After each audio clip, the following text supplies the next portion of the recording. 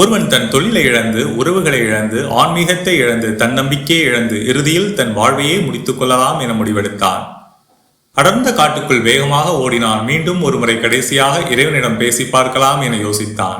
இறைவனிடம் கேட்டான், இறைவா, நான் இன்னும் உயிருடன் இருக்க ஒரு காரணத்தை மட்டும் உன்னால் கூற முடியுமா? வெறும் ஒரு காரணம் மட்டும் சொல், நான் உயிருடன் இருக்கிறேன் என்றான். இறைவன் பதிலளித்தான், இந்த காட்டில் தனிமையில் உள்ள உன் அருகில் என்ன இருக்கிறது? வெறும் புற்களும் உயர்ந்து வளர்ந்த மூங்கில் மரங்களும் மட்டுமே. அதனால் எனக்கு என்ன பயன் என அந்த மனிதன் கேட்டான். நான் சொல்வதை நன்றாக கேட்டுக்கொள் என்று இறைவன் கூறத் தொடங்கினான். நான் இந்த உலகை படைத்து வறண்டு கிடந்த பூமியில் ஒரே நேரத்தில் தான் இந்த புல் விதைகளையும் மூங்கில் விதைகளையும் விதைத்தேன்.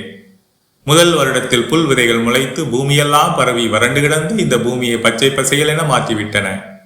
ஆனால் மூங்கில் விதைகளோ முளைக்கவில்லை. அவை முளைப்பதற்கான எந்த அறிகுறியும் இருக்கவில்லை.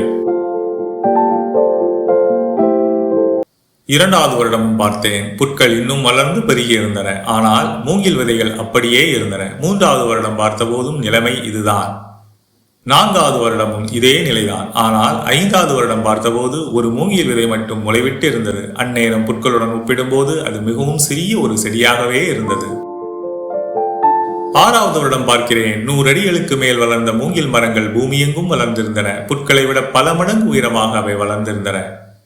5 வருடங்களாக மூங்கில் விதைகள் ஏன் காத்திருந்தன? அவை எந்த காலநிலையும் சகித்து வாழும் ஆற்றலை 5 வருடங்களாக கற்றுக்கொண்டுள்ளன. மிக உயரமாக வளர தம் வேர்களை பலப்படுத்தி கொண்டுள்ளன.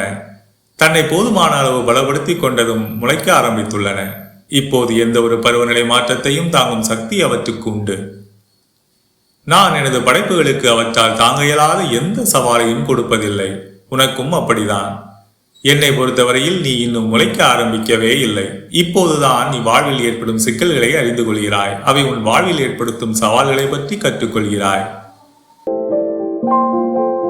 நீ இப்போதுதான் உன் வேர்களை பலப்படுத்திக் கொண்டிருக்கிறாய். அதனால்தான் உன் வாழ்வையே முடித்துக் கொள்ள முடிவெடுக்கும் அளவுக்கு துணிச்சல் உனக்கு வந்தது.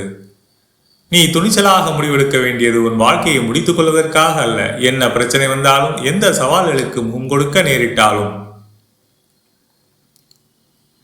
உன் வாழ்வை விட்டுக் கொடுக்காமல் வாழ்ந்து காட்டுவேன் என்றே நீ துணிச்சலாக முடிவெடுக்க வேண்டும்.